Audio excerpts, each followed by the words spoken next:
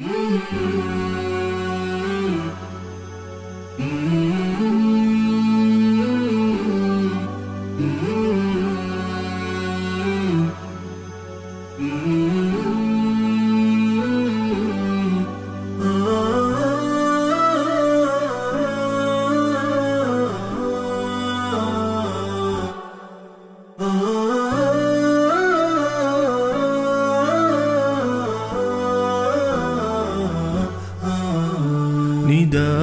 الحق صوت قد شجاني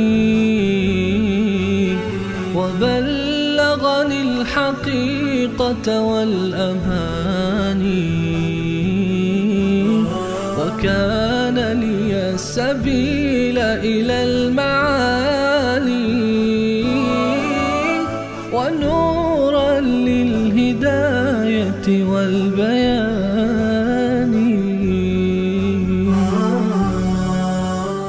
بسم الله الرحمن الرحيم. الحمد لله رب العالمين والعاقبة للمتقين والصلاة والسلام على سيدنا سيد الأنبياء وخاتم النبيين وعلى آله وأصحابه أجمعين. خب سوره مبارکه لقمان را خواندیم، به سوره سجده رسیدیم. ببینید از سوره فرقان تا لقمان موضوع این بود که بغیر از الله هیچ مدبر نیست، هیچ متصرف نیست، هیچ برکات دهنده نیست، لذا در حاجات، در مشکلات بغیر از خدا کسی را نخوانید، فریاد نزنید. اکنون در سوره سجده میخوانیم همانطور که غیر از خدا برکات دهنده نیست، مدبر و متصرف نیست، در روز قیامت شفیع قهری هم نیست. لذا دل نبندید به معبودان باطل که برای ما شفاعت میکنن، نه، کاری نمیتونن بکنن. الف لام میم تنزیل الکتاب لا ریب فیه من رب العالمین. الله میفرماید این کتاب نازل شده از جانب، تنزیل الکتاب نازل کردن کتاب که لا ریب فیه، هیچ شکی نیست. در چه شکی نیست؟ در این که من رب العالمین، از جانب رب العالمین است. ام یقولون افتراه، سرزنش و زجر بر مشرکان. ام به معنی بل هست، بلکه این مشرکان میگویند که افتراه و پیغمبر از خود درست کرده این کتاب را، افترا کرده. بل هو الحق، الله جواب میده اونطور نیست، بلکه این حق است. من ربک، از جانب ربت هست. چرا خدا فرستاده؟ لتنذر قوما ما اتاهم، تاکه بترسانی ای حبیب من، ای نبی من، قومی را که ما اتاهم من نذیر من قبلک، نیامده پیش از شما هیچ نذیری. این زودی ها زمان طولانی هست. لعلهم یهتدون، حکمت انذار. ببینید توجه داشته باشید که بعد از سیدنا اسماعیل علیه السلام بر اهل مکه هیچ که نازل نشده بود، هیچ که مبعوث نشده بود. حضرت عیسی، حضرت موسی، بقیه انبیاء بنی اسرائیل اونها مبعوث شده بودن، اما برای بنی اسرائیل، نه برای عرب ها. برای عرب ها هیچ که نیامده بود. لذا بعد از اسماعیل الله می فرماید ما اتاهم من نذیر من قبلک لعلهم یهتدون. الان دلائل توحید اینجا هم شروع میشن. اما بر اینکه هیچ شفیعی در دربار الله وجود ندارد. الله الذي خلق السماوات والارض، الله ذاتی هست که آفرید آسمان ها و زمین را، و ما بینهما، و ما بین آنها را، فی 6 ایام، در مقدار 6 روز. این را به تفصیل بحث کردیم، همون کافیه. ثم استوى على العرش، سپس بر عرش مستوی شد. این هم عرض کردیم که از متشابهات است، والله اعلم بمراده. بعضی گفتن کنایه از ملک و از سلطنت الله است.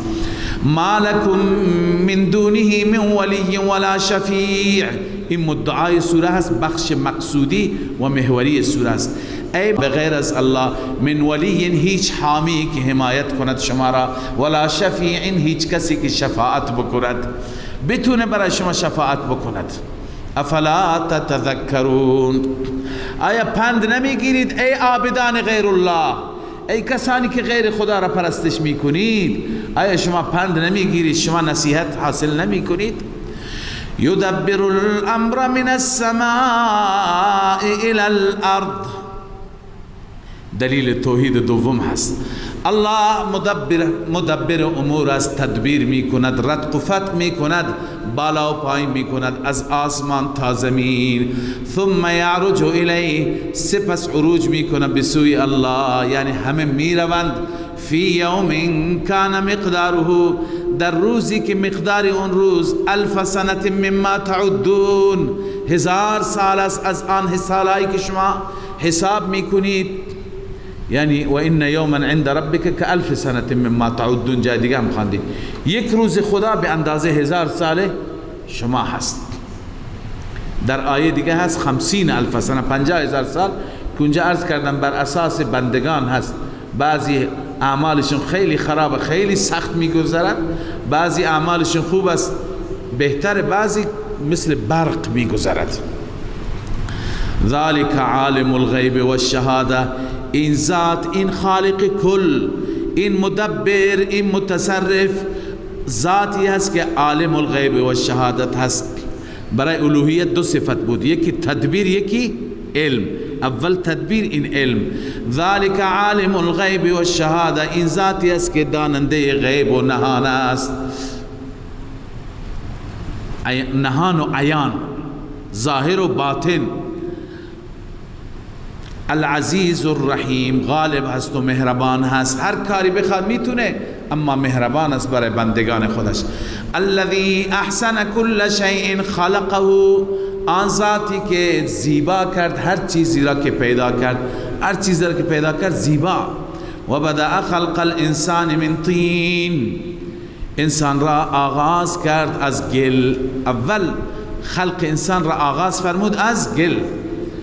ثم جعل نسله من سلالة من ماء مهین، سپس قرار داد نسل انسان را من سلالة، یعنی از خلاصه، از آب مهین بی ارزش. آب مهین چی هست؟ نطفه هست. ببین چطور اینجا سلاله گفت.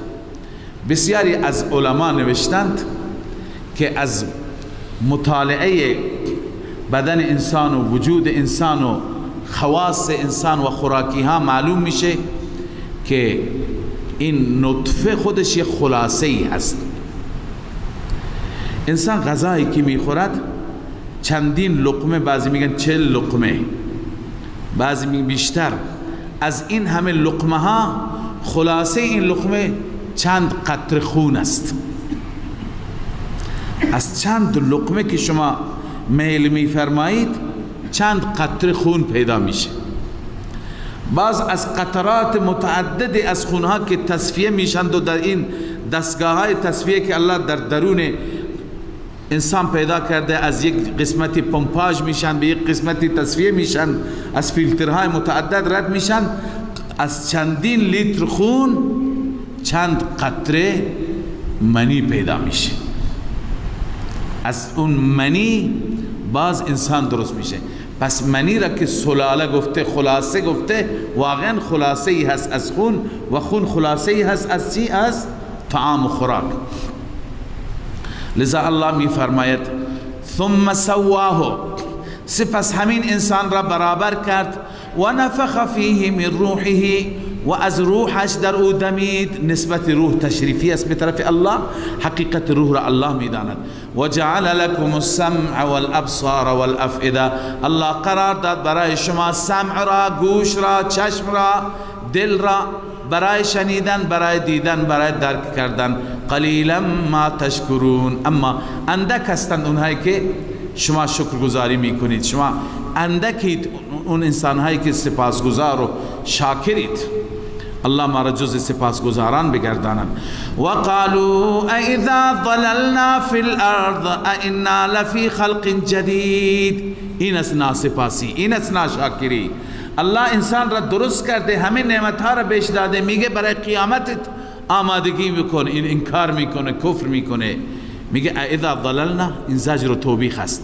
اذا ضللنا فی الارض، آیا وقتی که تو زمین گم شدیم؟ چطور در زمین گم میشه؟ وقتی که انسان را دفن بکند بدن شیرازش کم کم از هم میپاشه، تبدیل به خاک میشه، گم میشه دیگه. وقتی که گم شدین در زمین، انا لفی خلق جدید، آیا ما در خلق جدیدی خواهیم بود، در پیدایش جدیدی؟ الله می فرماید بل هم بلقاء ربهم کافرون، بلکه این انسان ها نسبت به ملاقات ربشان منکر و کافرند. الله می فرماید بله، چرا پیدا نمیشید؟ قل یتوفاکم ملک الموت الذی وکل بکم، بگو ای انسان ها شما را وفات میدهند، شما را میگیرن، روح شما را، جان شما را. ملک الموت، فرشتگان مرگ، الذی وکل بکم، همون فرشته مرگی که برای شما سپرده شده، مأموریت داده شده. ثم الی ربکم ترجعون، سپس به سوی ربتان برگردانده میشوید.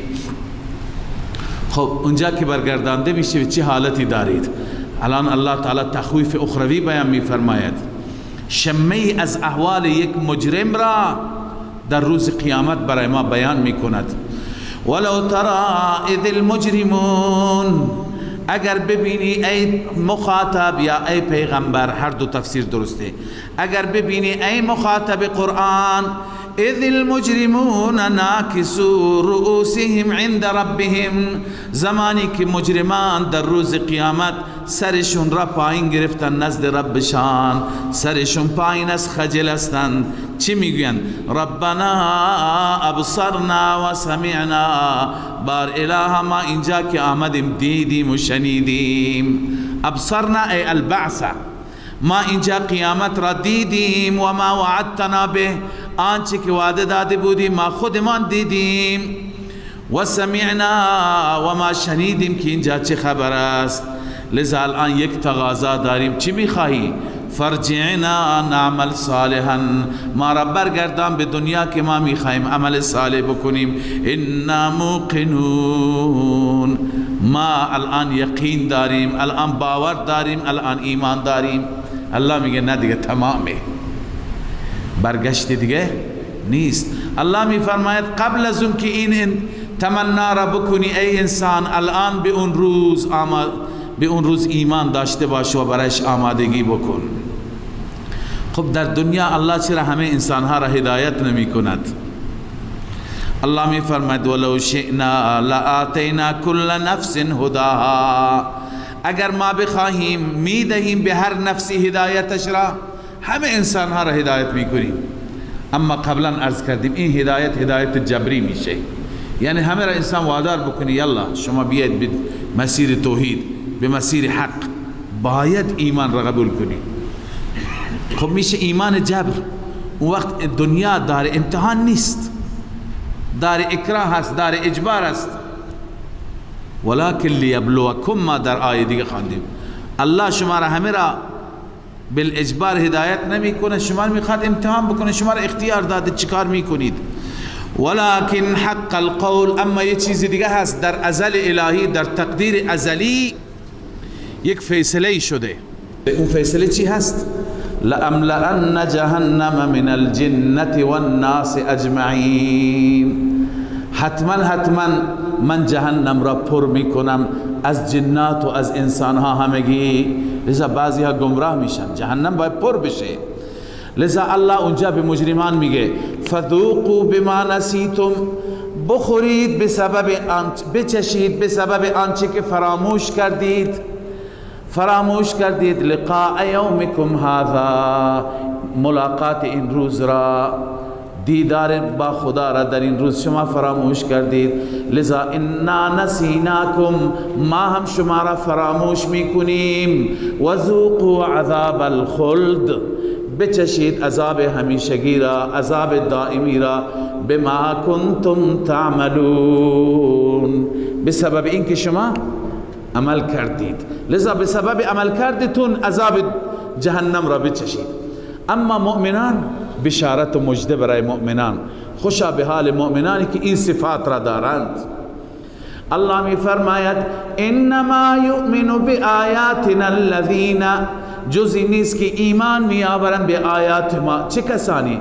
الذین اذا ذکروا بها، آنانی که هرگاه پند داده می شوند، هرگاه تذکر داده می شوند بها به این آیات خروا سجدا به سجده می افتند و سبحوا بحمد ربهم و در سجده تسبیح و حمد رب را میگویند سبحان ربی الاعلا.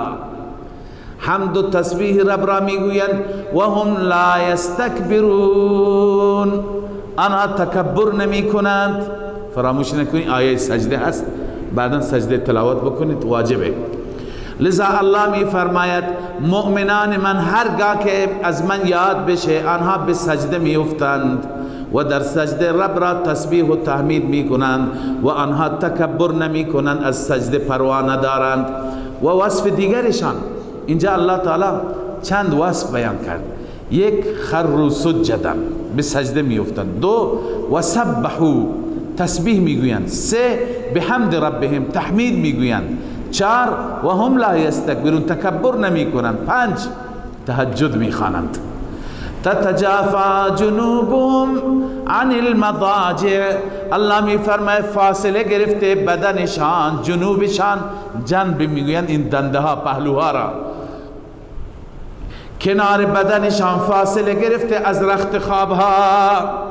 شب وقت خواب بر رخت خواب نیستند، وقت خواب بر سجده هستند. سبحان الله، چقدر زیبا هست این صحنه که رخت خواب افتاده اما انسان با ربش راز و نیاز می کند.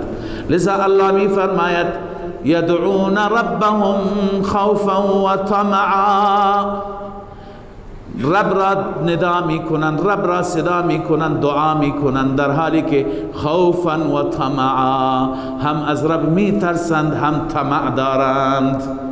الایمان بین الخوف و الرجاء، ایمان همینه که انسان هم از خدا بترسه هم امیدوار باشه. اینجا صفات این مؤمنان را الله فرموده، هم می ترسند هم طمع دارند. می ترسند که مبادا بخشیده نشیم، هم طمعگار و امیدوارند. و مما رزقناهم ينفقون، تنها عبادت جانی نمی کنند. الله می فرماید رزقی که ما به اونها دادیم هم خرج می کنند در راه ما، به همه می دهند، همه را خوش می کنند، بیوه زن را شاد می کنند، یتیم را شاد می کنند، فقیر را خوشحال می کنند، گرسنه را سیر می کنند. و مما رزقناهم ينفقون، این مؤمن است. برای این مؤمن الله چی آماده کرده؟ فلا تعلم نفس ما اخفی لهم من قرة اعین، هیچ نفسی نمیداند چه مخفی شده برای اون، چه چیزی پنهان کرده الله برای اون. من قرة اعین، از خنکی چشم، یعنی الله بهش نعمتهایی میده که چشمش خنک میشه، دلش شاد میشه. جزاء بما كانوا يعملون، این جزا هست به سبب اون چی که اونها عمل میکردن. این سبب ظاهریه، انشاءالله که به بهشت بریم سبب ظاهری اعمال ما هست، این نماز و روزه ما هست. سبب حقیقی فضل و لطف رب ما هست. فضلا من ربک چند بار شما خواندید، جزاء بما كانوا يعملون. بس ببینید سبب ظاهری. افمن کان مؤمنا کمن کان فاسقا، الان ما صفات هم مؤمن را خواندیم هم فاسق را خواندیم، مشرک را خواندیم. الله می فرماید آیا کسی که مؤمن باشد و فاسق باشد برابرند؟ هرگز نه. افمن کان مؤمنا کمن کان فاسقا، آیا اون انسانی که مؤمن و مخلص باشد مثل اون انسانی است که فاسق و کافر است؟ لا یستوون، اینها هرگز برابر نیستند. بنویسید نه حالا نه معالا، نه فعلا اینها برابرند، نه به اعتبار نتیجه و انجام. چه فرقی دارند؟ اما الذين آمنوا وعملوا الصالحات، اما آنانی که ایمان دارند و عمل صالح انجام میدن، فلهم جنات المأوا، برای اونها جناتی هست که مأوا و جایگاهشان هست. نزلا بما كانوا يعملون، این مهمانی هست، پذیرایی هست، ضیافتی از طرف الله است به سبب آنچه که عمل کردند.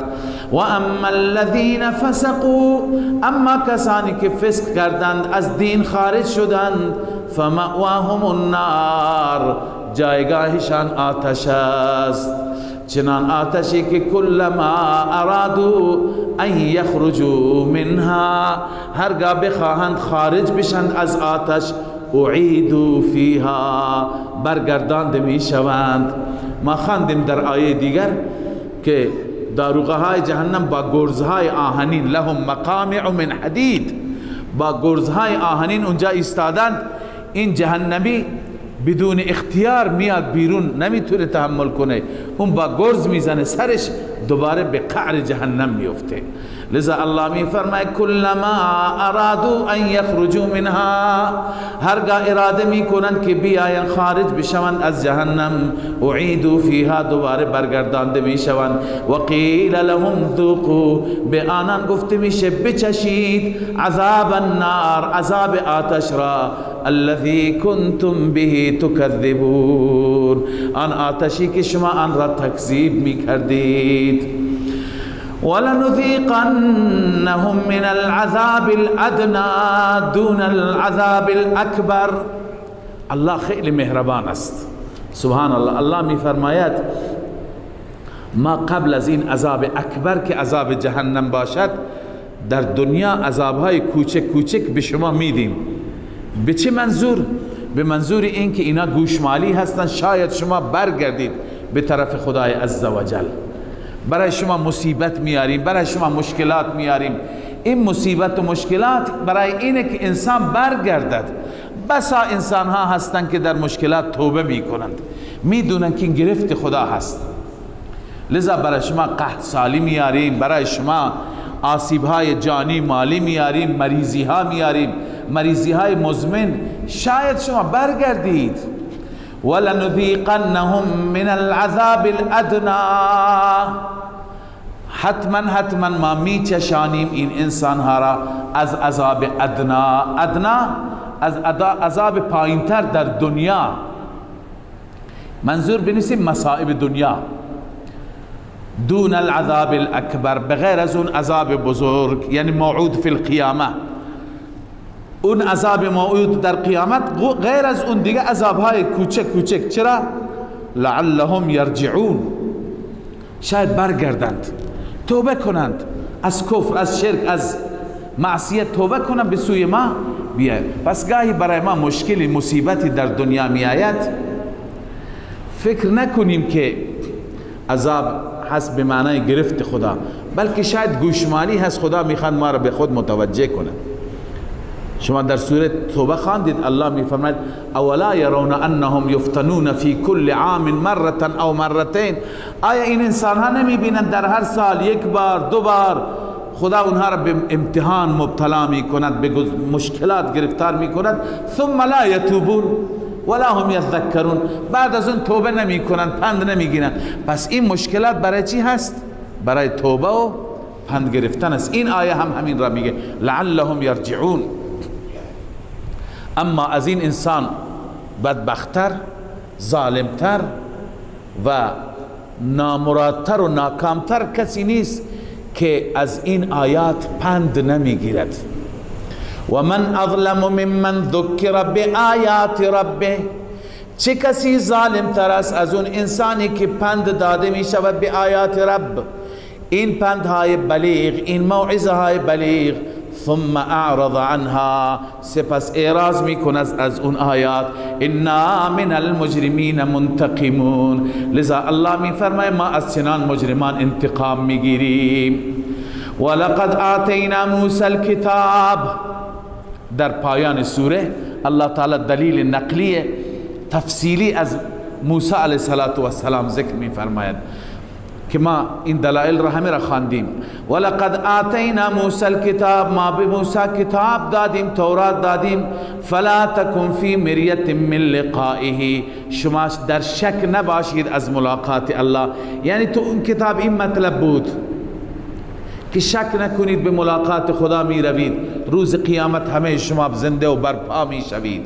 و جعلناه هدی لبنی اسرائیل، اون کتاب را ما هدایتی برای بنی اسرائیل قرار دادیم. و جعلنا منهم ائمه، از میان بنی اسرائیل ائمه را انتخاب کردیم، پیشوایان دینی، یهدون بامرنا، که آنها به امر ما راهنمایی میکردن لما صبروا. بله لما صبروا، وقتی که اونها صبر کردن بر تکالیف، بر مشکلات، و کانوا بآیاتنا یوقنون، و به آیات ما یقین و باور داشتند، ایمان داشتند.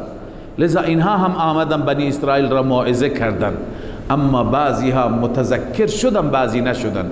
ان ربک هو یفصل بینهم یوم القیامه، بدون شک رب فیصله می کند بینشان در روز قیامت، فیما کانوا فیه یختلفون، در آنچه که اختلاف کردند.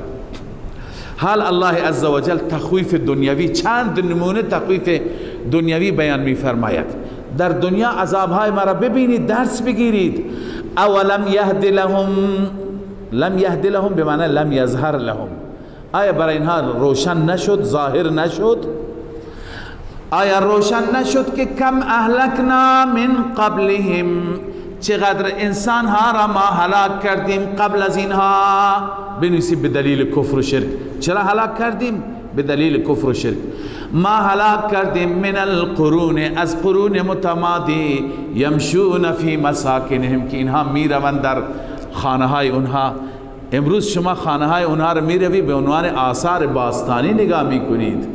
اینا آثار قوم عادن، آثار قوم ثمودن، به عنوان آثار باستانی ماندن. ولی آثار باستانی را نگاه کن، این فکر بکن که چرا اینا را خدا هلاک کرد. ان فی ذلک لآیات، همانا در همه این جریانات و واقعات نشاناتی هست بر قدرت لا یزال. افلا یسمعون، آیا گوش نمی کنند؟ آیا باز هم توجه نمی کنند؟ اولم یرو انا نسوق الماء، این تخویف دنیوی است و دلیل دیگری هست بر اثبات قیامت. آیا اینها نمی بینند که ما آب را سوق می دهیم، می بریم الى الارض الجرز، به سرزمین خشک، سرزمین بی آب و علف. جرز میگن بی آب و علف را. فنخرج به زرعا، به وسیله همین آب ما بیرون میکنیم زراعتی، کشتی، تأکل منه انعامهم و انفسهم، چنان کشتی که چار پایانشان و خودشان میخورند، از گندم میخورند، از کاه و علف چار پایانشان میخورند. مگر نمیبینند؟ چرا درس نمیگیرند؟ چرا عبرت نمیگیرند؟ بازم الله زجر شکوه بیان میفرماید، توبیخ میکنه. با وجود این دلیل حال مشرکین میگفتن خب کی هست عذاب شما؟ کی هست فیصله؟ بیاری زودتر بکنید. و یقولون متی هذا الفتح، آنها میگویند کی هست این فتح، یعنی فیصله. ان کنتم صادقین، اگر شما راست میگویید.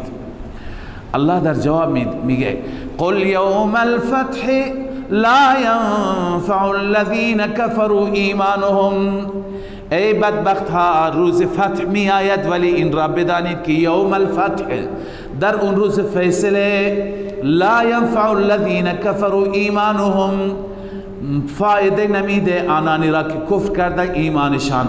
به محضی که عذاب را ببینم مثل فرعون میگم ما ایمان آوردیم، ولی ایمان فایده نمیده. ولا هم ینظرون، و آنان مهلت داده نمیشوند. در آخر الله تسلی میده رسولش را، حبیبش را، میگه ای حبیب من فاعرض عنهم، از اینها روی گردانی کن، تبلیغ بکن، بیشتر جر و بحث نکن. بعد از تبلیغ این اعراض است، نه که قبل از تبلیغ. بعد از تبلیغ اعراض کن از اونها، روگردانی کن. وانتظر انهم منتظرون، منتظر یوم الفتح باش، منتظر روز فیصله الهی باش. انهم منتظرون، اونها هم منتظر هستند. اونها باز منتظر هستند که برای شما مشکلات بیاد، برای شما مصائب بیاد. شما منتظر باشید ببینید که مصیبت برای کی می آید. آیا اونها از بین می روند یا شما؟ صدق الله العظیم.